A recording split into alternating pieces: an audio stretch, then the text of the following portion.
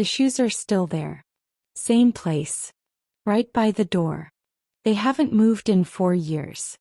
Brown leather, frayed laces, a stain on the left toe he always blamed on airport coffee.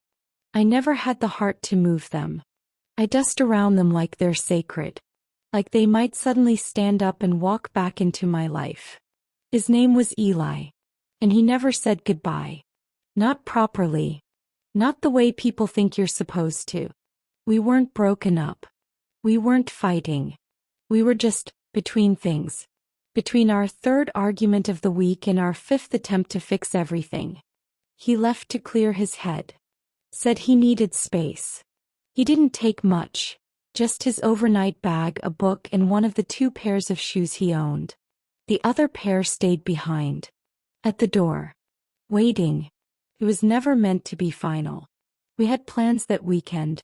To repaint the bathroom. To cook lasagna from scratch.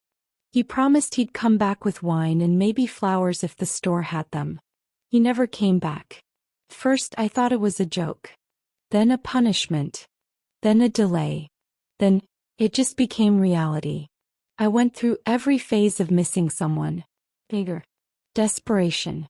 Self-blame. Pathetic hope. Then nothing. Nothing hurt more than the quiet days. I could never bring myself to throw the shoes away. They became the only proof that he was real. That it happened. That we happened. Friends told me I was being dramatic.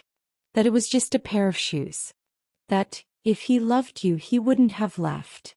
But they didn't see how he looked at me when I couldn't love myself. How he made tea at 2 a.m. without asking. How he memorized the grocery list just so I wouldn't feel forgetful.